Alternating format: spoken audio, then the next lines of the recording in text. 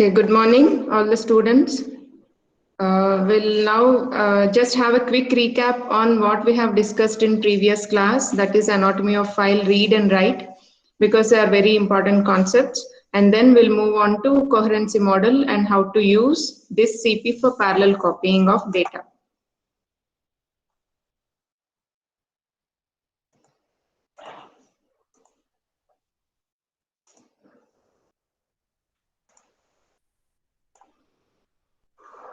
Is the presentation visible? Yes, ma'am.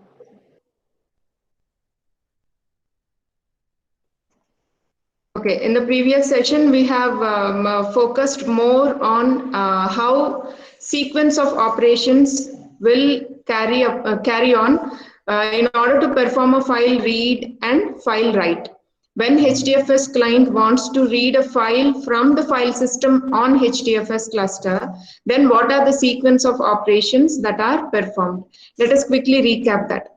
HDFS client, initially when it wants to read a file from HDFS cluster, it will invoke an open method on distributed file system. Actually, it invokes a method open by using file system object, but in this case, we are working with clusters, HDFS clusters, which uses distributed mechanism. So this in turn, file system object in turn uses distributed file system, and this distributed file system will invoke a remote procedure call to the name node in order to get the block locations. So the file, when it is being read, it is not available as a single file. It is divided into number of blocks, and those blocks are stored on various data nodes by following the replication factor 3 or 4. That is, number of copies that are maintained on data nodes will be 3 or 4. Okay, in that way, this name node will get all those block locations and gives that data to distributed file system, which opens an FS data input stream. This FS data input stream in turn wraps DFS input stream, which handovers the object to HDFS client. Now HDFS client will use the channel in order to read the data that is read from the data nodes through that channel. Okay, so HDFS client now invokes a read method through DFS input stream. Now this DFS input stream is responsible to coordinate the actions between name node and data nodes. Now how are the data nodes arranged? They are arranged in close proximity to HDFS client. So the name node will locate the data nodes on which blocks of data is stored, and that selection happens in such a way that the data nodes lies in close proximity to HDFS client. So the DFS input stream starts reading blocks of data from the data nodes that are in the pipeline. Right, so it reads the data from the it reads first block of data from the first data node, second block of data from the second data node, and so on until all the file data is completely read. Once the read operation is completed, HDFS client calls a close method on DFS input stream, which further closes FS data input stream also, means the channel that is established with the HDFS cluster to read blocks of data from the data nodes, that channel will be closed when HDFS client calls the close method. Got it? Now, if at all a data node fails, then the data node failure is intimated to the name node by DFS input stream, so that that data node will not be repeatedly accessed for providing the information. Until it is again revived back to its original state, that data node is kept away from accessing the data.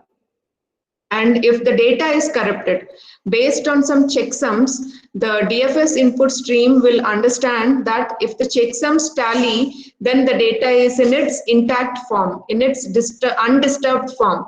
But if the checksums differ, in such cases, the data may be corrupted. In such cases, the data node will again be removed from the pipeline, because the data is corrupted and data node can't serve consistent data. So that data node will be removed from the pipeline, and name node will try to locate another data node which is having the same block of information, right? So that data is read, and this all happens in fractions of seconds, so that the HDFS client will have an experience that the data is being continuously read. Continuously the data is being streamed through the FS data input stream. Okay, so once the read operation is complete, it invokes a close method to close the FS data input stream. This is what happens in a file read operation. Now, how is file write done? When a HDFS client wants to write the data to a file on HDFS cluster, then it initially invokes a create method, and distributed file system object will further send a remote procedure call along with the create request to name node. Now this name node will search whether the file is existing. If the file is existing with the same name as the HDFS client wants to, with the same name with which the HDFS client wants to create a new file, in such case it throws an IO exception saying that the file already exists. But if the file doesn't exist, then it will check whether HDFS client is authorized to create a file on the file system in HDFS cluster. If he is authorized, then a file is created with the name that is passed by HDFS client as a path. Now that information is again sent back to distributed file system, which opens a channel again through which the data can be written to the file. So this distributed file system opens FS data output stream, which in turn wraps DFS output stream, which takes care of all the interactions between name node and data node. Now this DFS input stream is passed to the HDFS client. The channel is passed to the HDFS client through which the entire data will be written to the data nodes, right? So HDFS client will create a write method through DFS output stream, which handles two queues, namely data queue and acknowledgement queue.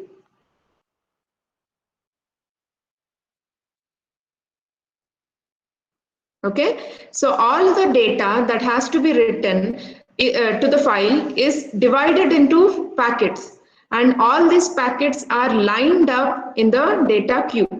Now when this data, now all these packets that have to be written to the file are lined up in the data queue. Now when these packets are entered into the data queue, the same packets are also entered into acknowledgement queue. Now, the data queue will consume a data streamer which streams the packets of data to the data nodes in the pipeline of nodes.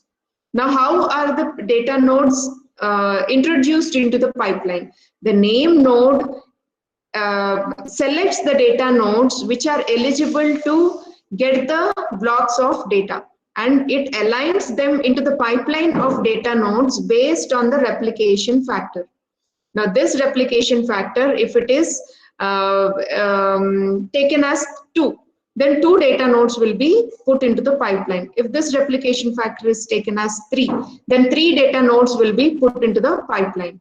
Now the data streamer will send the first packet into the to be written to the first data node, and the same packet is relayed onto the second data node.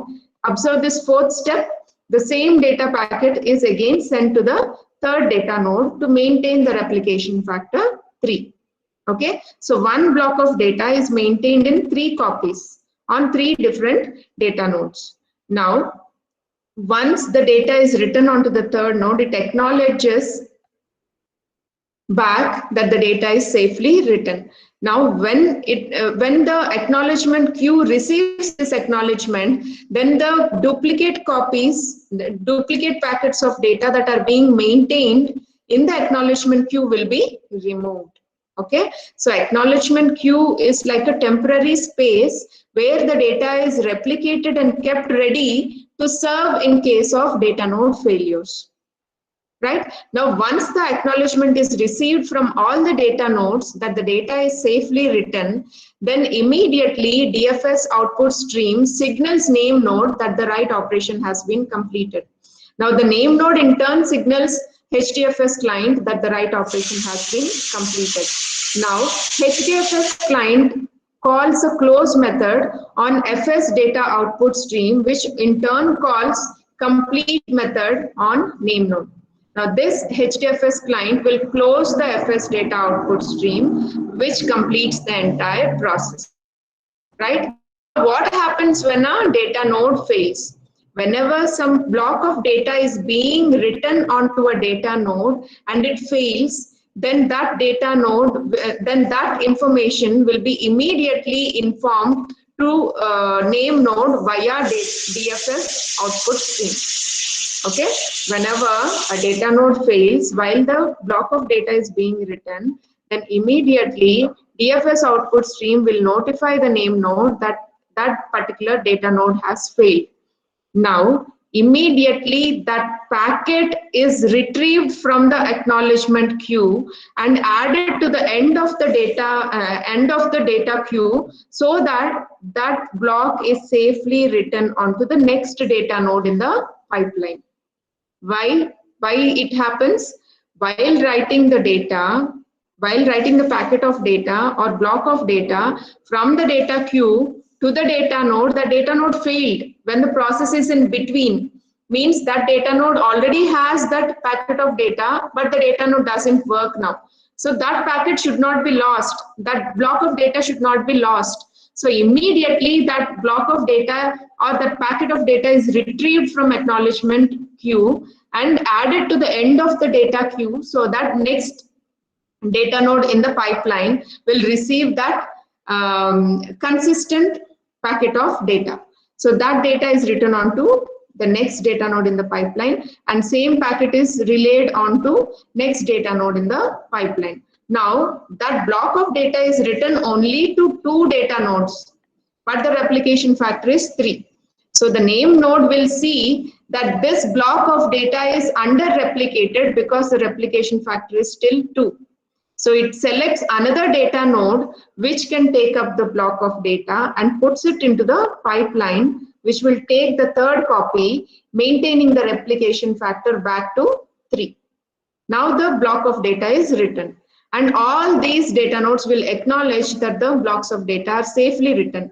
Then this acknowledgement queue will be emptied, and same is signaled to name node, which will make the HDFS client close the FS data output stream, close the channel through which the data is written to a file on the file system in HDFS cluster. This is how a file write operation is performed by HDFS client onto file on HDFS cluster, right? So this will give you a good recap of what we have covered in yesterday's class. Now let us move on to today's concepts, coherency model and parallel copying with DISC-CP. Now, where do we use this coherency model? Where do we come across this concept of coherency? A coherency model for a file system describes the data visibility of reads and writes for a file. Say when some HDFS client is trying to write some data to a file, it writes it in the form of block, right? The write happens at a block level of abstraction. Now, when this block is being written, when the block is being written onto a file, this block is initially flushed out of the output stream at the block size and written onto the file. Now, while this block is being written, unless that entire block is completely written onto the disk, it doesn't appear to the HDFS client.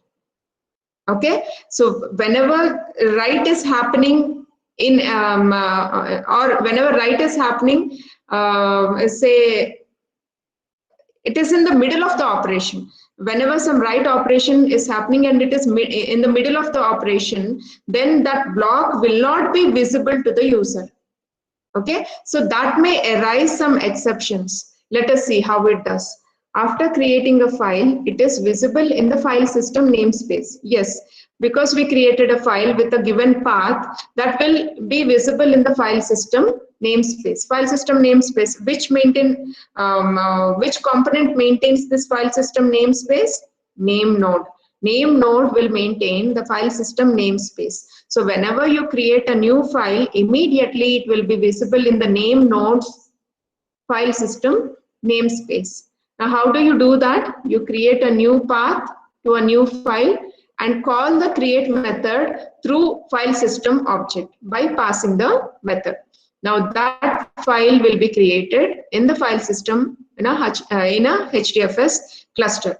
Now, if you want to see whether the file is created or not, you can use assert that method. What is done by assert that method? It will take the existing information and it will compare it with the expected information. If both match, it will return true.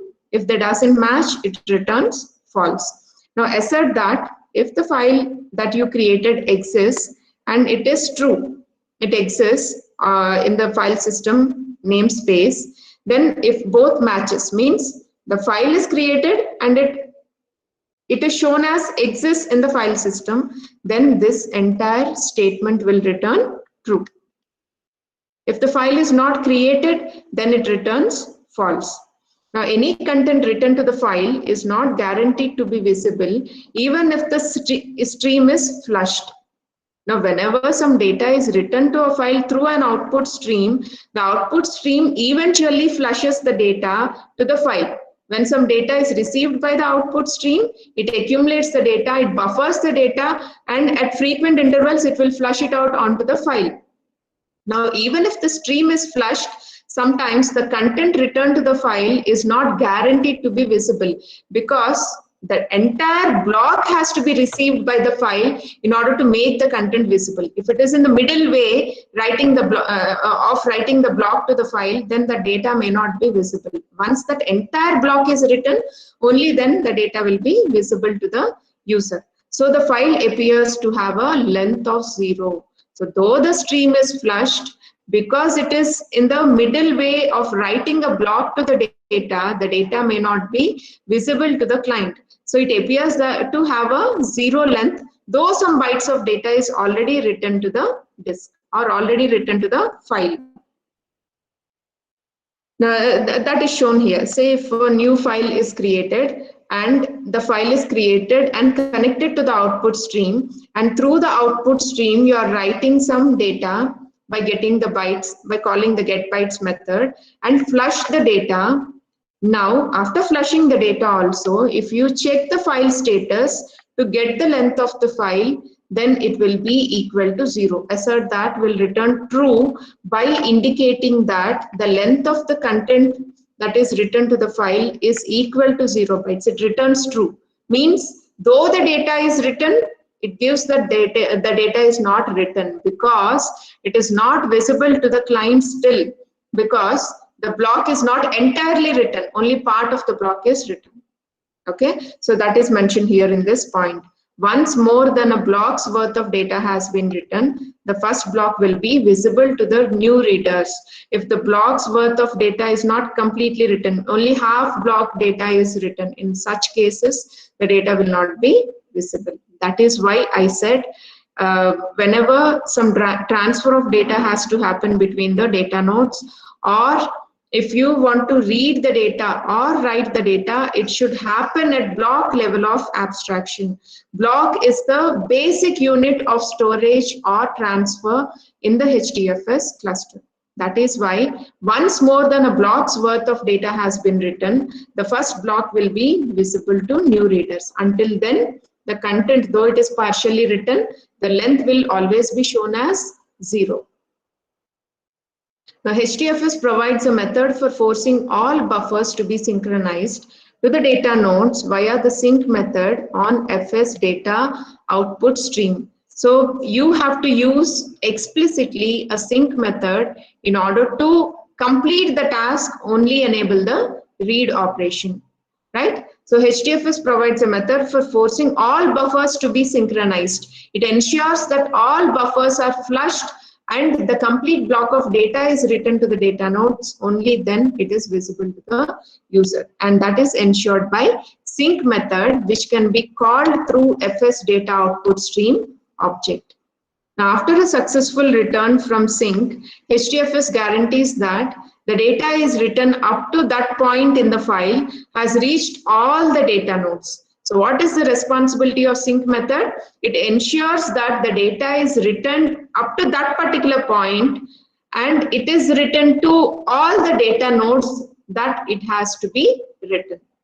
Okay, so HDFS guarantees that data written up to that point in the file has reached all the data nodes. It ensures that the data has reached all the data nodes in the right pipeline and is visible to all new readers. Only once the data reaches all the data nodes to which the data has to be written, only then it will be visible to the readers, and sync operation ensures that. Okay, so how to use that sync method? Just create the path, create a new file and connect it to the output stream, get the data from the output stream and write it to the write it to the data nodes. But when you are flushing the output stream, also sync means also ensure that once the data is flushed, it is written to all the data nodes to maintain the replication factor. Only then it can be visible to the new readers or to HDFS client. Okay, now if you assert, it will give. Now if you match it with some content length, it gives true, because only when sync operation is performed, then you are trying to read the content. When sync operation, when sync method is executed, it ensures that all the data nodes receive the data. All the data nodes receive the packet of data that has to be written. Now the data is safely written. Now that the data is safely written, you can tally with, FS gets file status, get the length of the file, and if it is equal or if it is matching with the content length in the file, yes, true. Means there is some data in the file and that is visible to the reader, and that is ensured by the sync method. Got it? Now this behavior is similar to fsync system call in POSIX, Portable Operating System Interface for Unix. So there also you have a system call called as fsync that commits buffered data for a file descriptor. Unless the buffered data is committed to a file, is written to a file safely, until then it is not visible to the user. Okay, so for example, using the standard Java API to write a local file, we are guaranteed to see the content after flushing the stream and synchronizing. So if you want to safely see the data that is written to the file and it is saved there, you can use this synchronization method, sync method. How you do that in with a Java API rather than on a HDFS cluster? You're just being explained with a simple Java API, standard Java API. How you do that? You just use a file output stream object, create a new file output stream object that refers to a local file. Now you're writing some data to that local file by flushing the output stream. And once the output stream is flushed, you also call a sync method. This acts like a checkpoint. Means until this point of time, that data should entirely be written onto the local file here. Okay, so get the file description, get the file,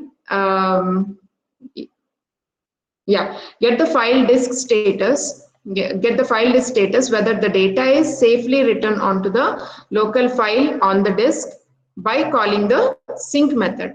Okay, now this sync method ensures that the data is completely committed onto the disk on the local file. Now if you tally that local file's length with the content that is written, both will match, which will return true.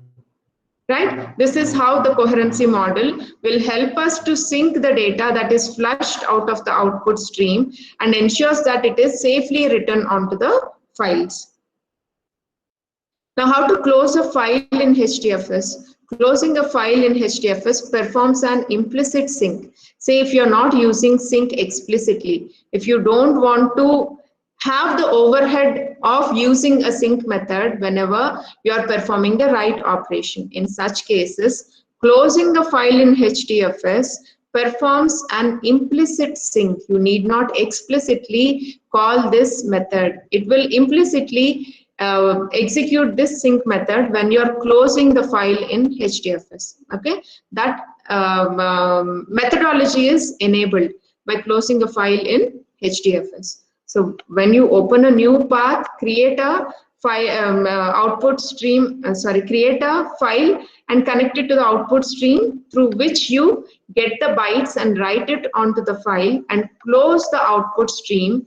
Automatically, it will also invoke this sync method in order to ensure that the data is committed onto the file. The data is safely written onto the file. Now, when you use assert that, the file status on this HDFS, when you get the length, it will match with the content length in the file, which returns true, which indicates that the data is safely written, right?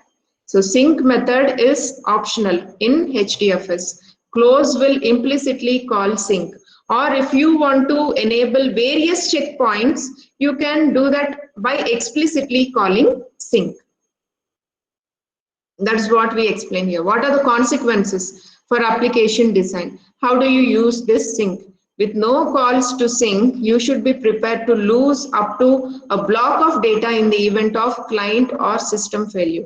So when you're trying to write some data to a file, you write it in the form of blocks. So when you don't have a call to sync, thinking it is an overhead, in such cases, you should be prepared to lose up to a block of that data when a client fails or when a system fails. Now, for many applications, this is unacceptable. Do you afford to lose even a block of data? When the data is very critical to any organization and you're promising the safe storage of their data, you can't afford to lose even a block of data.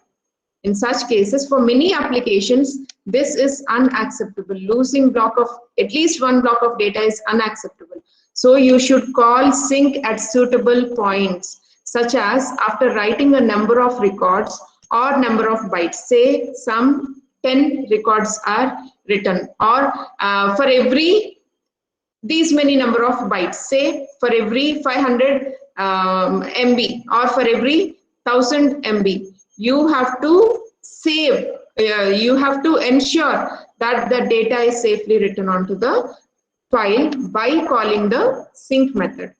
Okay, so for many applications, when you are not able to afford losing at least a block of data, you should call this sync method at frequent intervals of time, so as to write at frequent intervals of time, such that for after some number of records or after some number of bytes, this sync method will be invoked in order to ensure safe writing of the data to the file.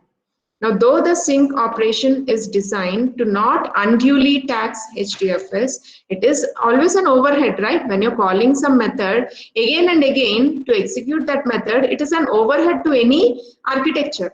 Now, though the sync operation is designed to not duly tax HDFS, it does have some overhead. So there is a trade-off between data robustness and throughput.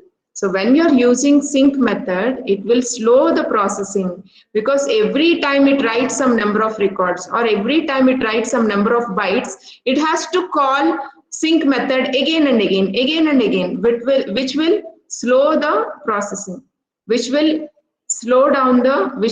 decrease the throughput, but it will increase the robustness. So you have to maintain a trade-off between these two criteria. If you want more robust data, if you want more clean data, uncorrupt data, if you don't want to lose any data, then you have to compromise with throughput. But if you want very fast processing, then you may have to compromise with data consistency or data robustness. Okay, so it depends on the application. It depends on the application for which you are developing this, for which you are using this HDFS cluster to store and process the data. Based on that, you can strike a balance between this data robustness and the throughput.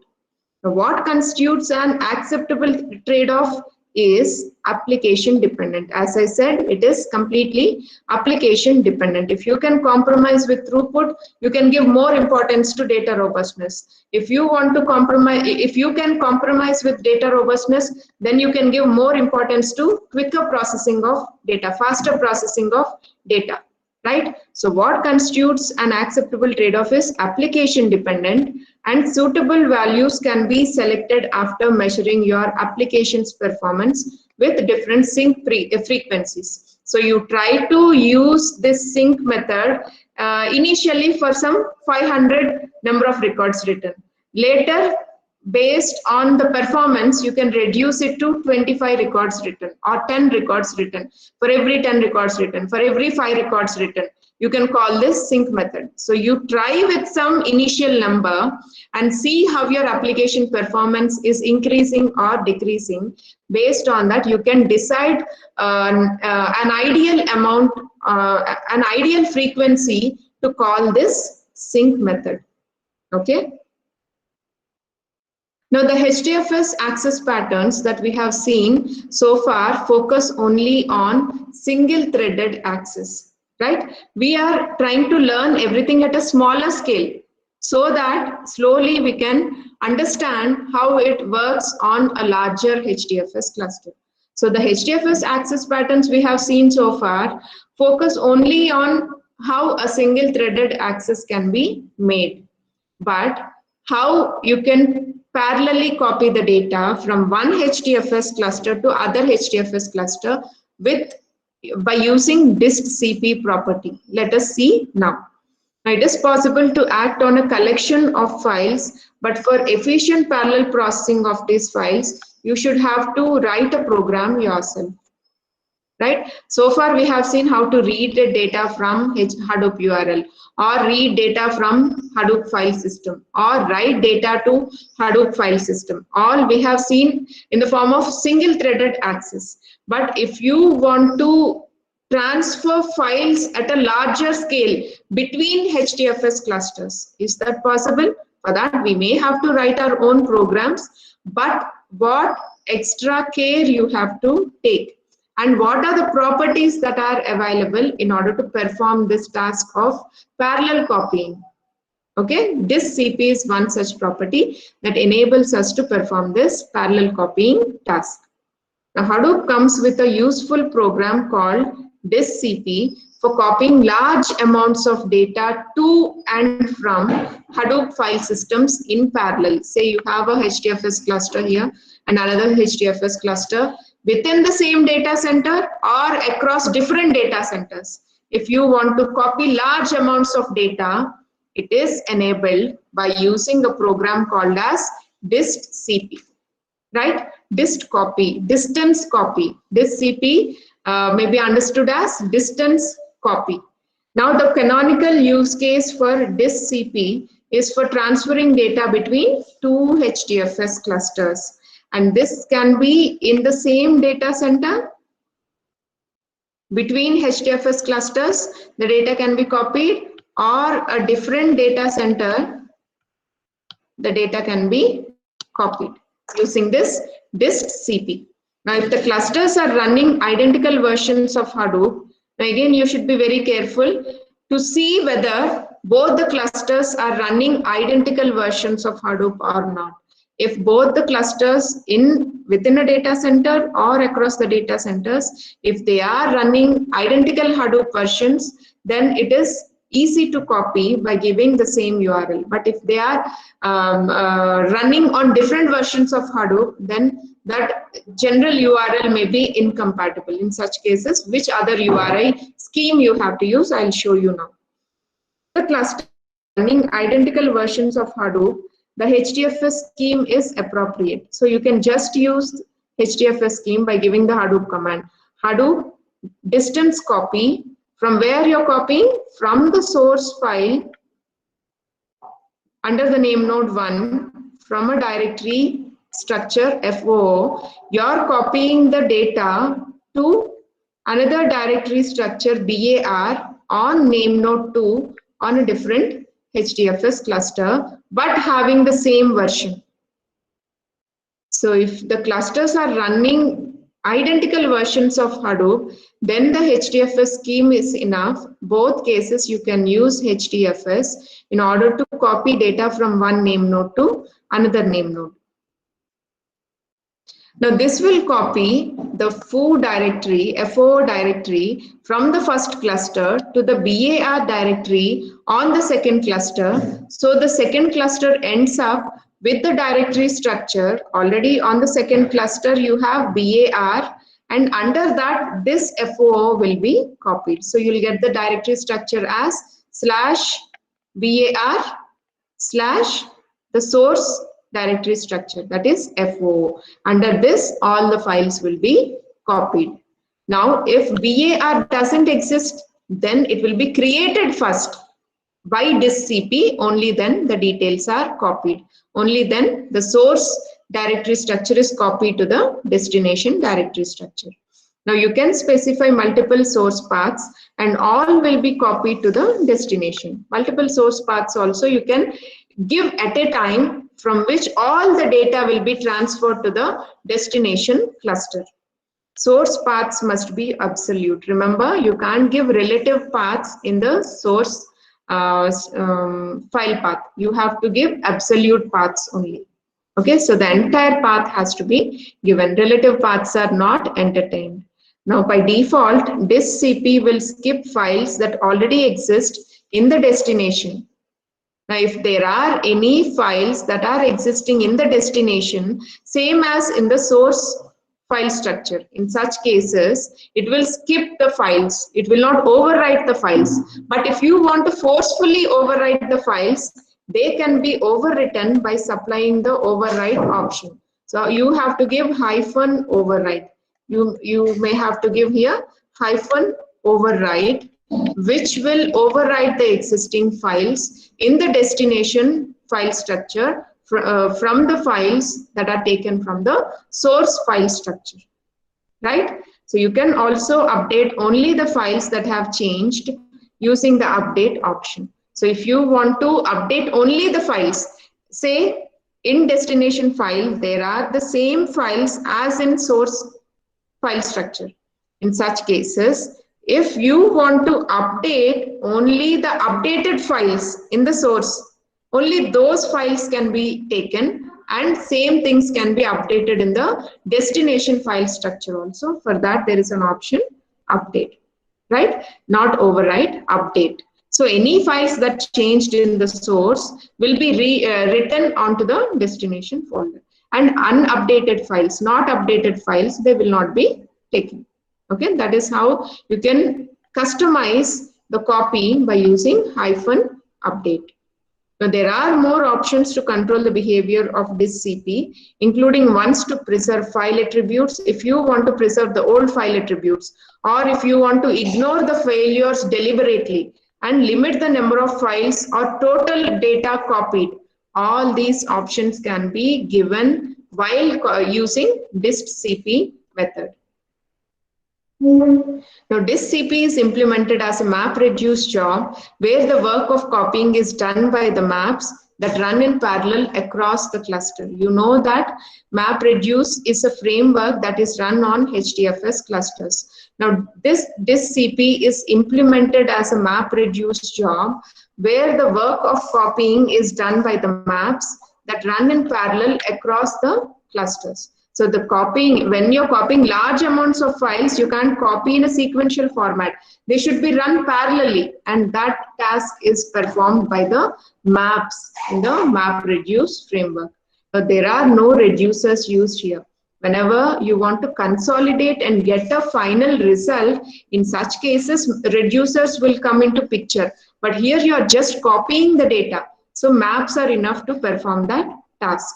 There are no reducers in this case, and each file is copied by a single map, and this CP tries to give each map approximately the same amount of data by bucketing files into roughly equal allocations. So when the data has to be written onto the data nodes in the second cluster, in the destination cluster, this CP will divide the data that has to be transferred into roughly equal allocations by giving same amount of data by bucketing into the files.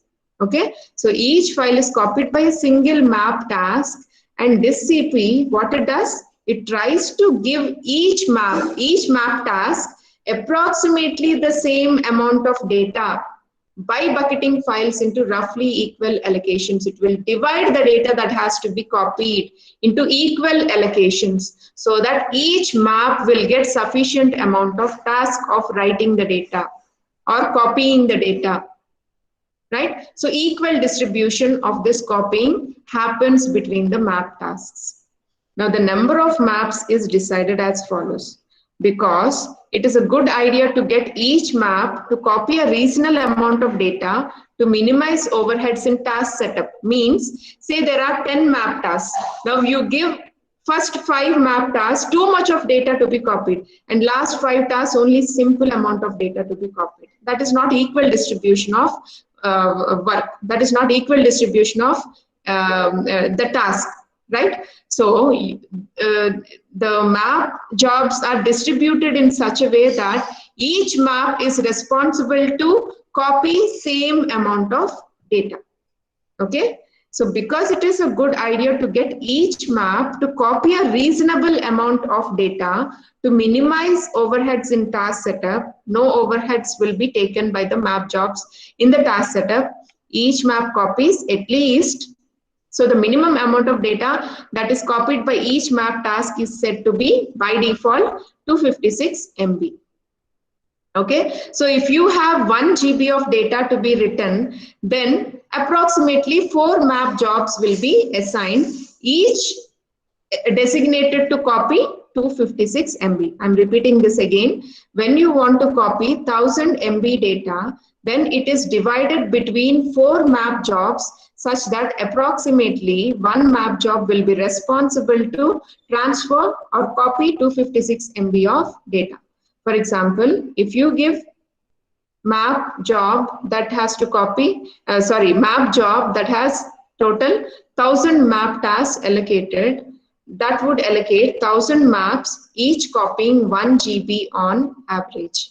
Okay, so if you have 1000 map tasks allocated, each of these maps will be responsible to copy around 1 GB of data. So total, you can just multiply and see how many GB of data will be copied by using these 1000 map tasks.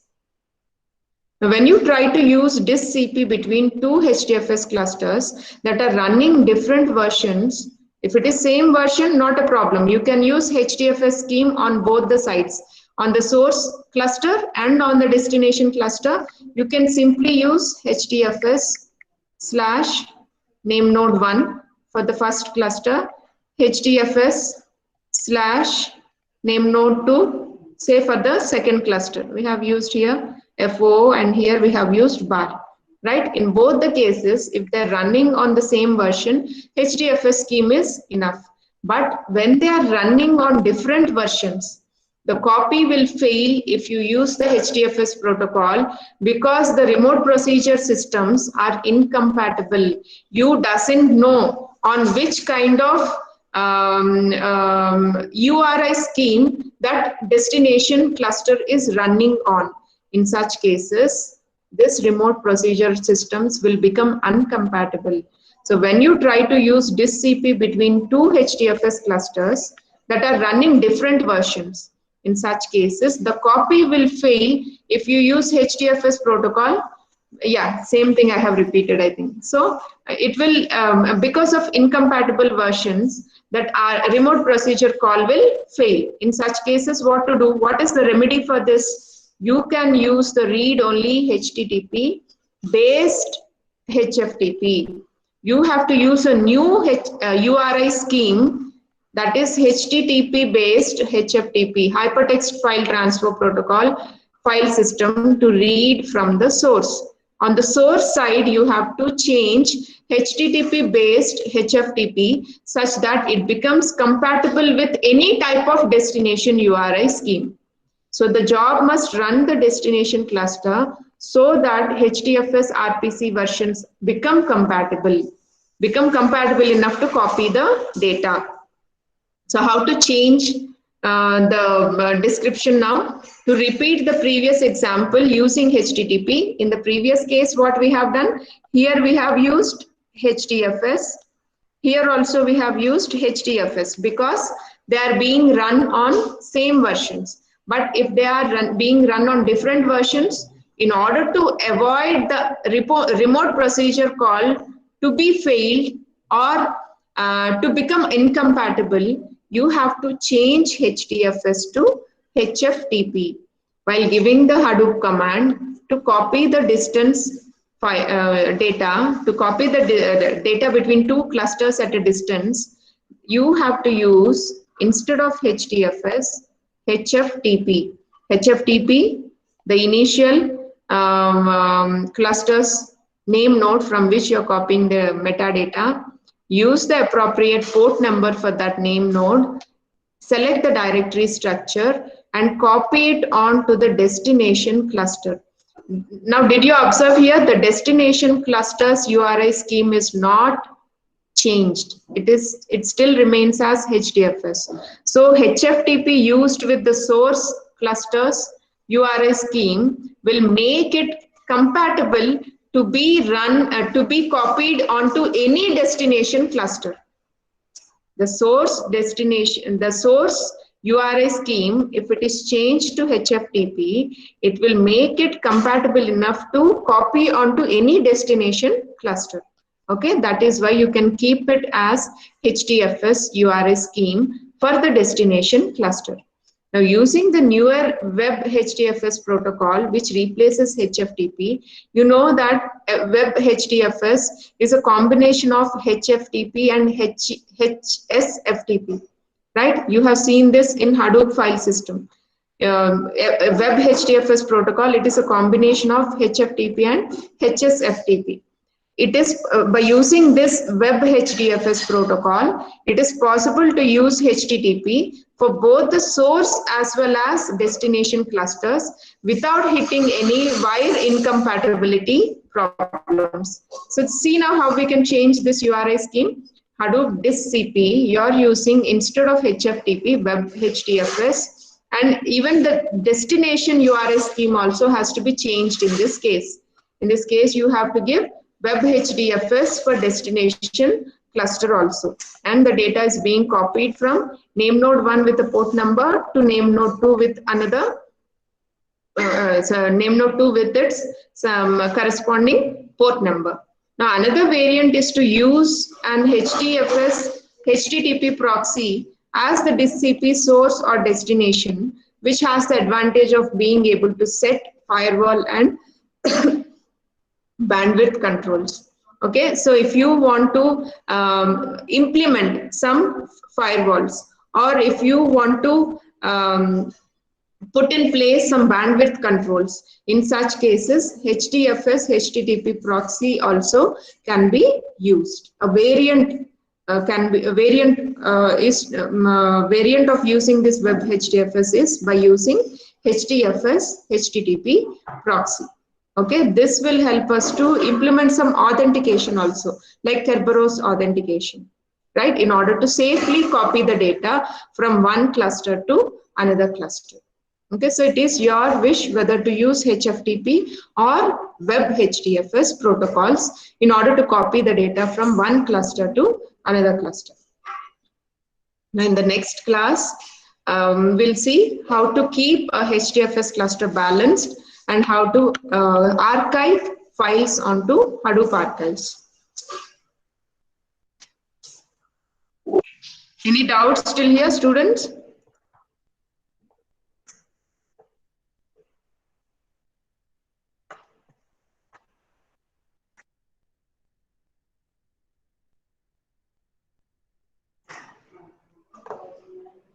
Students?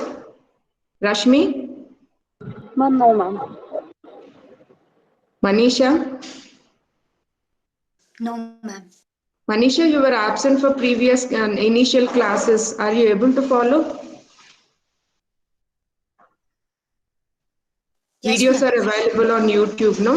Just go through the videos for the initial chapters and stay synchronized with the other upcoming chapters also. Rizwan, Kishore Kumar,